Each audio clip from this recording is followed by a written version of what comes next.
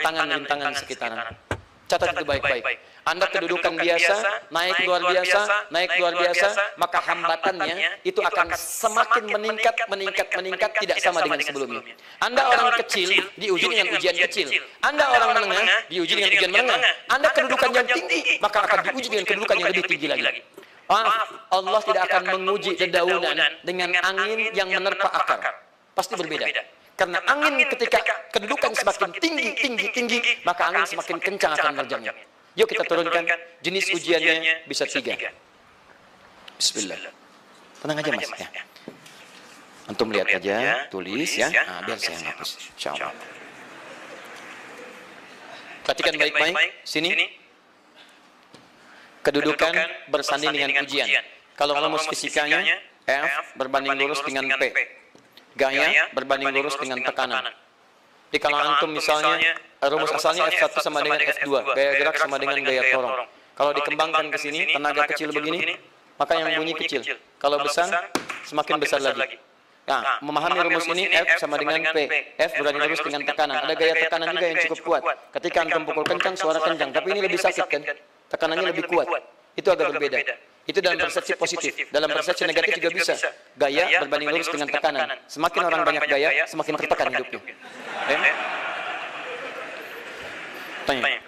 Sekarang lihat sini. Rumus ini kalau kita turunkan lewat ayat, am hasibtum an tadkhulul jannata. Apakah Anda akan duga begitu mudah masuk surga? Walamma ya'tikum matalul ladzina khalau min qablikum. Sementara Allah belum menguji Anda seperti orang dulu yang dijamin surga mendapati ujian. Apa jenis ujiannya? Ini manhaj hidup kita dan kita berhenti di sini. Maaf, saya mungkin hanya 5 ayat dulu untuk hari ini ya. Massatuhumul ba'sa. Ujian pertama disebut dengan ba'sun. Jamaknya ba'sa.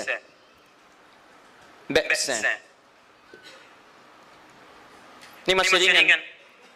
Bisa jarang ke masjid, sekarang mulai ke masjid. Begitu antum ke masjid, Allah kasih ujian sesuai dengan kadar niat antum. Kasih ujian gerimis. Ke masjid ya? Itu ba'sa. Begitu antum ke masjid, orang Arab katakan, nazil matar, turun hujan. La ba'sa, gak ada masalah. La ba'sa, tidak ada masalah. Serap ke dalam bahasa Indonesia lewat labas, lewat, ringan. Berarti kalau antum diuji dengan yang ringan, maka antum kadarnya masih ringan, akan dinaikkan kepada yang menengah. Akan yang menengah. Hati-hati betul. Kalau antum belum lulus yang di sini, maka antum akan terus sampai di sini, sampai lulus di sini. Sampai lulus. Antum mau berangkat ke masjid gerimis bisa. Tiba-tiba nggak jadi di rumah. Istri antum mengatakan, Pak, kok nggak ke masjid? Hujan mah, kan cuma gerimis. Takut teriak, Masya Allah. Padahal antum misalnya belum kuat untuk berangkat. Maka antum akan terus diuji di sini.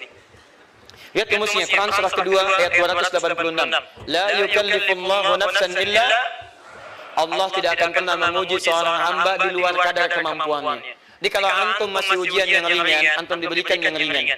Antum naik menengah, diberikan yang menengah. Antum naik lagi level tinggi, diberikan ujian yang berat. Menengahnya disebut dengan darrun. Waddarra, dari ba'sun jadi darrun. Jamaknya darra. Sudah menyakiti fisik. Kena fisik. Sudah melukai. Hujannya makin deras. Ya. Kalau dalam kehidupan yang ini mungkin celaan biasa. Duh, sudah berubah ya. Masya Allah. Sekarang jilbabnya sudah panjang. Masya Allah. Duh, semakin panjang ya. Nyanyiin Batman ya. Masya Allah. Udah banyak. Begitu sudah mulai pakai cadar, ninja. Oh, Masya Allah. Dorong, sudah nggak enak ke fisik. Dorong. Lihat rumusnya ya. Lihat rumusnya baik-baik. Ini lebih menenangkan pada jiwa. Ketika Anda dalam level-level seperti ini artinya Allah sedang menaikkan iman Anda dalam level yang lebih tinggi lagi. Jadi ketika ada celaan menghunjam dalam lisan seseorang, sudah mulai menyakiti, itu sebetulnya pengakuan dari Allah lewat lisan orang itu, bahwa Anda sedang diangkat keimanan pada tingkat yang lebih tinggi. Ada yang mengatakan, kamu kenapa sih pakai jilbab begitu? Yang biasa aja kali. Yang iman biasa sudah banyak. Saya ingin menampilkan keimanan yang luar biasa. Supaya dengan iman itu saya lebih mendoakan mama.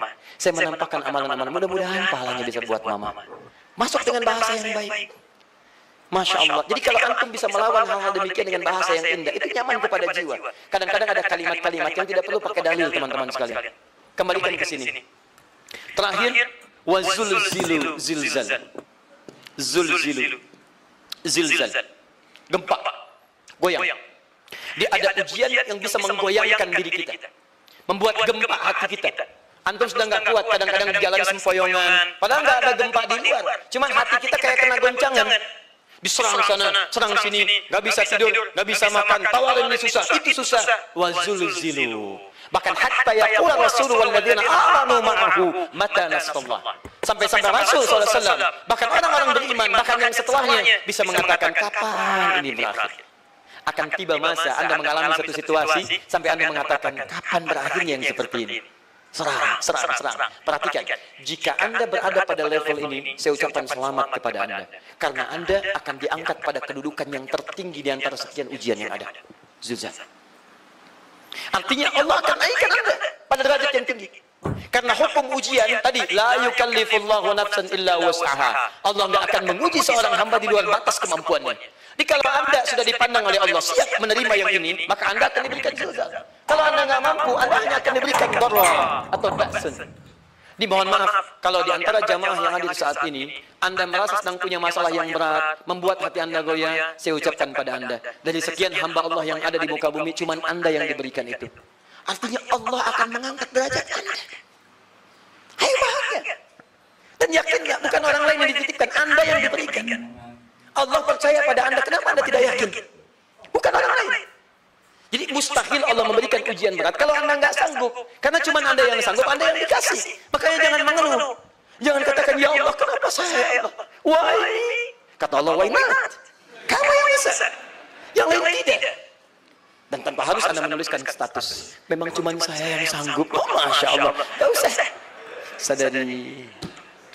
Kalau bukan saya, Allah itu punya sifat adil. Nggak mungkin menukar sesuatu di luar kadarnya. Antum tahu cicak? Halo? Jangan katakan wallahu alam, cicak. Cicak. Baik. Bagaimana aktivitasnya? Merayap. Di mana? Dinding. Apa makanannya? Nyamuk. Nyamuk bagaimana aktivitasnya? Terbang. Pertanyaan saya, di mana keadilan Allah menjadikan makhluk yang merayap makanannya terbang? Kalau nyamuk masuk kategori pertama tadi, pintar dan tahu dirinya pintar, jadi mainan cicak. Cicak, ayo tangkap. Cicaknya cuma merayap, dianya terbang. Beruntungnya nggak ada nyamuk yang jenius. Tapi yang paling hebat, perhatikan bagaimana lisan orang tua kita menanamkan kalimat-kalimat untuk menanamkan tauhidullah subhanahu wa ta'ala. Cicak diam merayap. Perhatikan, yang Allah tuntut pada cicak, merayap kamu. Walaupun cuma diam-diam. Lihat baik-baik. Diam-diam merayap. Datang seekor, Masya Allah. Ketika dia merayap, nyamuk datang. Lihat, bukan cicak mendatangi nyamuk, tapi nyamuk mendatangi cicak. Kalau cicak tidak merayap, mustahil nyamuknya datang.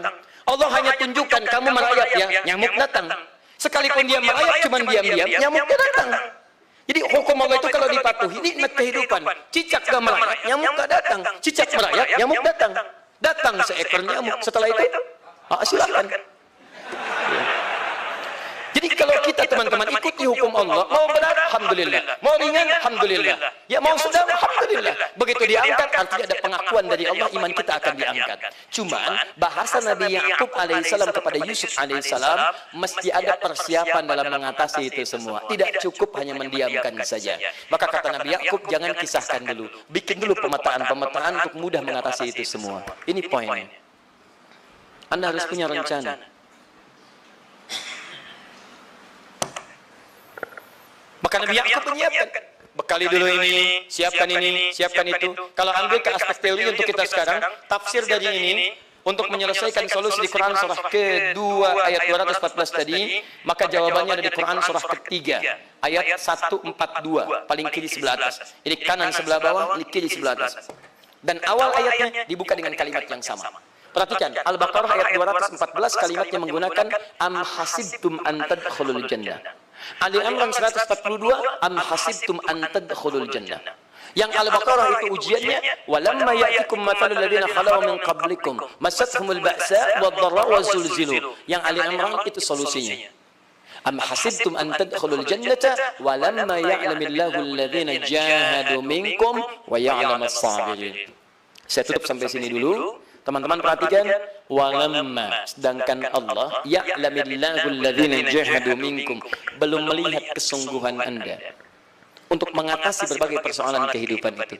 Kalimat jahadu, akar katanya dari kata al-juhdu, serius, sungguh-sungguh. Jadi kalau persoalan Anda ingin segera selesai, Anda mesti serius.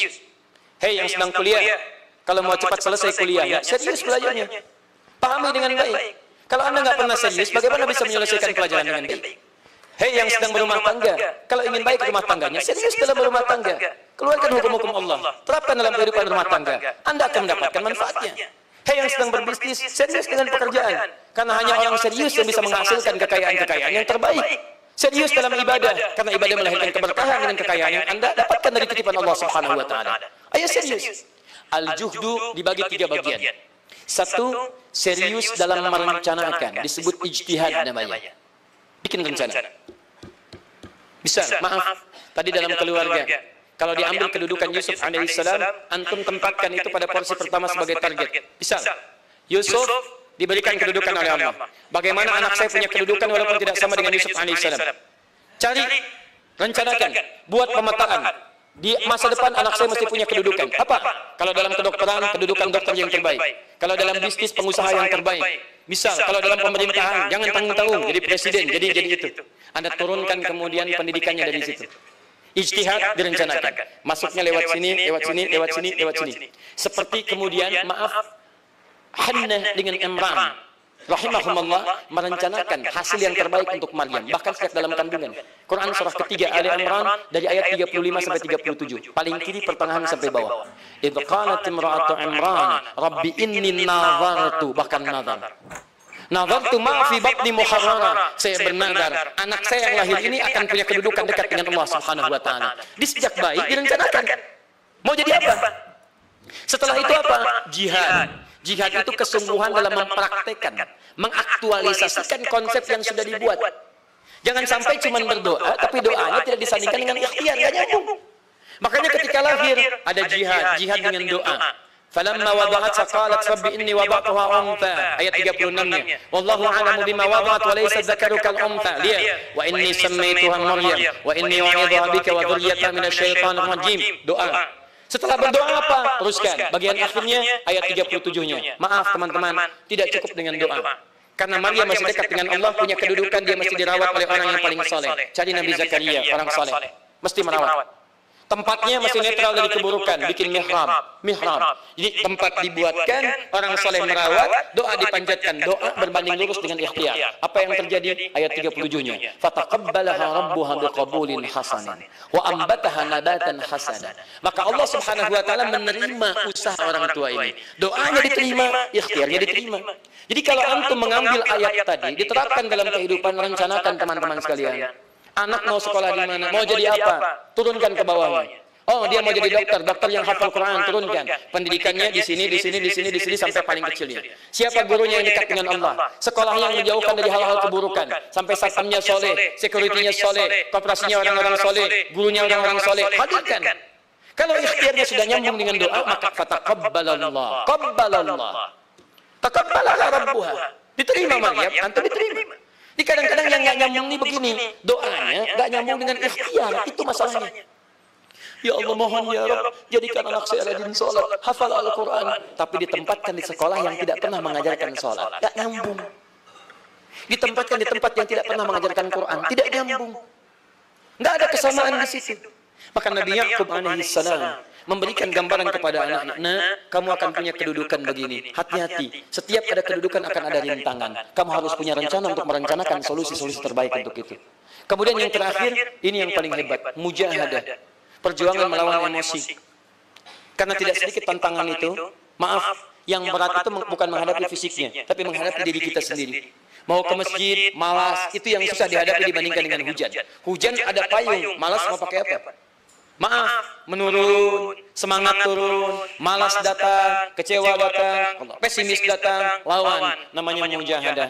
Gabungkan ketiganya, isi dengan sabar. Wa ya'lamas sabirin. Manhaj itulah yang diberikan kepada Yusuf, sehingga Yusuf nanti mengalami tahapan-tahapan kehidupan sampai dengan beliau mencapai puncak tertinggi, disebut kemudian menjadi Al-Aziz, dan disitulah kemudian terbukti mimpinya setelah 40 tahun atau 80 tahun disebutkan dalam satu riwayat, maka terbuktilah mimpi ini punya kedudukan, bapak ibunya beserta saudara-saudaranya sujud di hadapan Yusuf alaihissalam. Teman-teman, ini baru 5% dari pengajaran yang ada di seorang Yusuf. Masih banyak hal yang lainnya. Bagaimana ketika mohon maaf bertemu dengan saudaranya. Saya kasih bocoran sedikit. 10 orang rapat di satu tempat untuk mencelakai Yusuf. Setelah mereka menyimpulkan bapaknya, itu lebih perhatian kepada Yusuf. La Yusuf wa ahab ilaina. Yusuf itu lebih dicintai dibandingkan kita. Pada diri bapak kita. Bapak kita salah nih. Bapak kita salah. Masya Allah. Bapak kita sesat nih. Ya, inna abana lafi dhalalin mubin. Bapak kita sesat banget nih. Salah bapak nih. Ya harusnya kita yang dicintai, kita lebih kuat. Wa nahnu usbah, kita lebih hebat dibanding dia. Rapat teman-teman. Yang hebat begini. 10 orang rapat.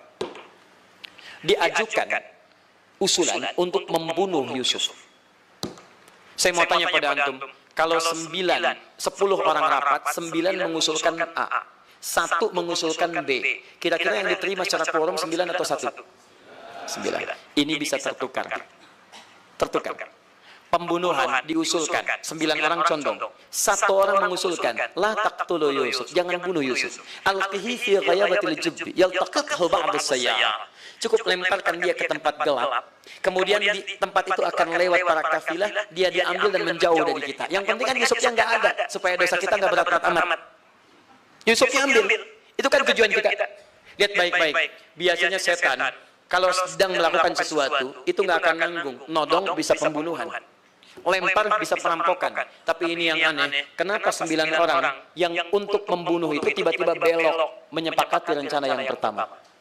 Yang 1 orang, 9 orang, 10 orang rapat, 9 punya A. Tiba-tiba yang 9 berpindah kepada yang B, yang cuma 1 orang. Kenapa bisa terjadi? Ada rahasia di situ. Kapan rahasianya? Kapan-kapan kita bahas.